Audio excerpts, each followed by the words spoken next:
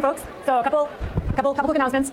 I'm going to be posting the slides for next week's lectures on the vSpace site this weekend. I'm also going to post an ungraded problem set. Ungraded, okay? Not graded. You don't have to do it if you don't want to. But I highly recommend that you work through the problems. Also, I really do recommend working through the problems at the end of the chapter in the textbook. And at a later time, I'll be posting the answers to this ungraded problem set. It's just a good way to test yourself and make sure that you're understanding the material that we're discussing in class. And if you feel like there are concepts that don't make sense, you have a chance to come to either the GSI office hours or Mike Meehan's office hours or my office hours. And by the way, so some people are emailing asking, when are your office hours? Where do I go? All that information is on vSpace. Okay, so check that out on vSpace if you have a question. Good. So today we're going to talk about biological membranes. And you know already that the membrane is basically what separates the inside and the outside of the cell. And we're going to talk about 4 particular aspects of this. And by the way, this is all in chapter 7 of the textbook. We're going to talk about the current model for how we think the cell membrane is structured, how it's put together, what's in it, and what does it do, how does it work. We're going to talk a little bit about membrane proteins. We're going to talk about the process of osmosis. And then we're going to talk about active transport of molecules across membranes. So I want to start off by just pointing out a couple of things that are probably kind of obvious. First of all, the plasma membrane is the boundary that surrounds the cell. It separates it from its environment. It really allows the cell to have a whole a separate environment inside compared to what's outside of the cell by having this barrier.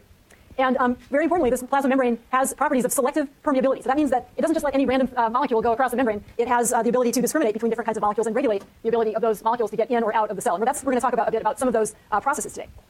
So I want to start with the basics. So we saw this, some of this when we talked about the kinds of macromolecules that we see in cells. But basically, you might recall that cell membranes, the plasma membrane, is made up of a lipid bilayer. And so these, each of these individual molecules is a molecule that has fatty acids. These are these chains hanging out here, so these are very hydrophobic. And then there's typically a phosphate head group on one that forms that of course is very hydrophilic. So we have this is a molecule that has properties of both hydrophobicity and hydrophilicity, right? So it can interact both with water and exclude water. And so molecules that are like that are called amphipathic molecules. So these phospholipids are examples of that. And when they get together like this, they form a bilayer such that the fatty acid chains are on the inside, creating a very hydrophobic environment in here, and the phosphate head groups are on the exterior, where they can interact with the aqueous environment that's either in the cytosol of the cell or on the exterior of the cell. So this creates a very nice barrier between the inside and the outside of the cell, this barrier. Now, so scientists, of course, have been interested in how these membranes are put together for a long time. And originally, the thinking was that, so let's take a step back. So when scientists were originally sort of fractionating tissue samples and looking at what the membrane fraction of those samples was composed of, they found that it was composed of these sorts of lipids, but there were also a lot of proteins in the sample as well, right? So it's pretty clear that these kinds of membranes have lipids, but they also have a lot of proteins in them. And so there's been a lot of effort to understand and think about how could proteins and these sorts of lipids be put together in a structure that allows them to form a very protective barrier around the cell that has the properties that we know cells have. And originally, back in I think it was the 1930s, there was a model called the sandwich model, the Dodson-Danieli model. Your book mentions this briefly, in which it was imagined that the bilayer is put together like drawn here, and that the proteins that are part of the membrane are actually sandwiching this bilayer. So proteins might be sitting here on the exterior and then over here on this exterior, but weren't actually inside the membrane at all, right? And so that was called the sandwich model. But it was only later, basically when it became possible to visualize these sorts of membranes using electron microscopy, that it was discovered that in fact cell membranes are put together probably differently than the sandwich model proposed, in a model that we now call the fluid mosaic model. And the cartoon of this is shown right here. So this is the way that it's envisioned that these membranes look, is that you have a very nice lipid bilayer, which is shown here, but every now and then, embedded within the bilayer is a membrane protein. And so the thinking now is that there's a lot of good evidence for this, is that a lot of these membrane proteins are actually integral membrane proteins. That means they sit inside the actual membrane. And you can see from the way this cartoon is drawn that most of these proteins are not completely inside, right? They're not completely hydrophobic, because you know from what we talked about with polypeptides that they have some hydrophilic properties too, right? So they wouldn't want to be completely in that hydrophobic environment. But instead, they often have also amphipathic properties. In other words, they have some hydrophobic character that allows them to be happy here in this interior part of the membrane, but they also have hydrophilic areas typically that are protruding from the exterior or the interior of the cell. And then we also have some examples of proteins that are exterior to the actual interior of the membrane here, this hydrophobic environment, but they are associated very closely with the membrane. So not all the features of the sandwich model are completely wrong. We think there are proteins that do sandwich the membrane on either side, but most of them probably are sitting inside, like this cartoon shows. So one of the really important ways that we know this is from electron microscopy. So this is an experiment that's called a freeze fracture type of experiment. And so what's done is to actually freeze the cell under conditions where it can then be cut open with a very, very special kind of knife that cuts only partway through the plasma membrane, not the whole way through. And when you do this under these conditions, you can actually peel back one of the 2 layers of the lipid bilayer, sort of shown like this. So you peeled it back, and then you can use electron microscopy to visualize what that looks like. And when we do experiments like this, what's typically seen are surfaces that look like this, where you can see that there are, on one layer, sort of these holes that are left where proteins had once been sitting inside the lipid bilayer, and on the other side are proteins that are protruding from the lipid bilayer. Question in the back. How or why do these proteins stay in the lipid bilayer? It's a great question. These are actually proteins that are typically made in the ER. Okay, they're made in the ER, and they have, very typically they have, and I think I have a slide coming up that's going to kind of show this, but they often have very hydrophobic features to them that allow them to sit inside the membrane like this. And they're actually inserted into the membrane co-translationally, right? So when they're first made in the ER, when we talk about the rough ER, those proteins are actually inserted into the ER membrane, and then they get pinched off as vesicles and they get shipped out to the plasma membrane of the cell, okay? All right, so because of the composition of these plasma membranes, it turns out that these lipids have the ability to move around. They're not static structures. They actually have evidence that these individual lipid molecules can sort of float around. So it's a fluid kind of bilayer. And so things such as proteins and other molecules can move around in there. And we know that this lateral movement is much easier energetically, and it's much more rapid than movement across the membrane like this. Now, there's not just one kind of lipid that makes up these membranes. There's actually a number of different types that are very common in biological membranes. And actually, depending on the type of organism and the type of environment that it grows in particular the temperature that organism lives at, turns out that will really affect the lipid composition of these plasma membranes. So what this drawing is showing you is, again, sort of back to what we discussed previously about the structure of these kinds of lipids, where you know that those fatty acid chains that tend to have unsaturated hydrocarbon tails, they tend to be kinked, and so these lipids tend to be fluid at lower temperature compared to lipids like this that are fully saturated, where the chains are quite straight, they can pack together very easily, right? And so these tend to be less fluid at a given temperature compared to these guys over here.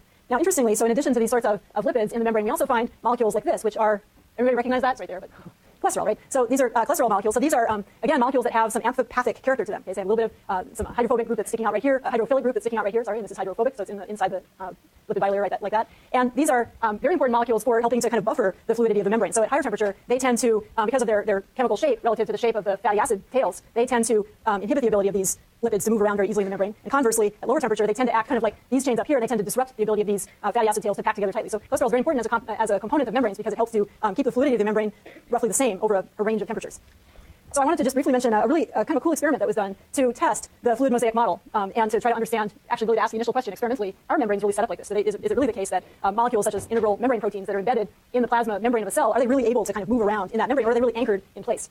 And so it's back in 1970 or so that Fry and Edidine did this experiment here. So what they did was they took a mouse cell and a human cell that have different types of proteins that are integral membrane proteins, and they labeled these molecules with different antibodies. So they used antibodies to recognize a surface protein on the mouse cell, and then a different antibody that was labeled differently to recognize a protein on the surface of the human cell. And then they took these cells and treated them so they would fuse to create a hybrid cell like this. And then they just watched to ask what happens to these different labeled proteins on the surface of each cell. If there was no movement of these proteins within the membranes, you would expect that after a while, the fused cell would still look like this. But in fact, what they saw was that after actually not that long, the fused cell looked like this, where the proteins had clearly moved around in the membrane of this fused cell and had been able to redistribute across the surface of the cell. So that really was very nice evidence supporting this idea that that these membranes are fluid, and that the fluid mosaic model is we think, correct. So membrane proteins are clearly really important, and as we mentioned, there's lots of examples of integral proteins that go across the hydrophobic core of the membrane, but there's also examples of peripheral proteins that are localized or bound typically non-covalently to the surface of the membrane on either side of either the cytoplasmic side or the external side of the cell membrane. The integral proteins span the membrane. These are called transmembrane proteins. And as we said in answer to your question, these are typically proteins that have a very hydrophobic region that allows them to interact and be chemically, where it makes sense for them to exist in a very hydrophobic kind of environment. So they have to be, when they're synthesized in the cell, they actually have to be made in a careful way. And these are typically not proteins made in the cytoplasm. They're actually made on ribosomes that are anchored to the ER membrane surface. And I said this before, integral membrane proteins, they're amphipathic, right, because they have both hydrophobic and hydrophilic character to them. Now, due to a lot of really beautiful X-ray crystallographic work over the last decade or two, we now understand a lot more detail what the molecular structure is of integral membrane proteins. And in fact, just this past year, the Nobel Prize in Chemistry was given to scientists who were responsible for figuring out the molecular structure of very important integral membrane proteins called G-protein coupled receptor proteins. These are, or GPCRs. These are incredibly important in human health and medicine because a lot of these types of proteins are signaling molecules. They're receptors for various kinds of drugs or hormones and other kinds of molecules that generate signals across the cell membrane. And Brian Kobilka at Stanford was one of the winners of that Nobel Prize because his lab had been very involved for a number of years in looking at the crystallographic structure of that type of integral membrane protein. Now, this cartoon kind of shows how these G-protein coupled receptor proteins and also other kinds of transmembrane proteins are often structured. And what we find is that these proteins are put together so they often have a series of alpha helices, which are these coiled regions that you see right here, that when they're inserted in a membrane, come together where they have any hydrophilic groups are typically pointed inside, so they're interacting with each other in the core, and on the exterior are more hydrophobic groups, so that they are interacting with the lipid bilayer right here, this very hydrophobic environment. And then the loops that connect up these alpha helical regions are very typically quite hydrophilic, and so they're often exposed on either the exterior or the interior of the cell, where they can do things like form a receptor binding site for a molecule.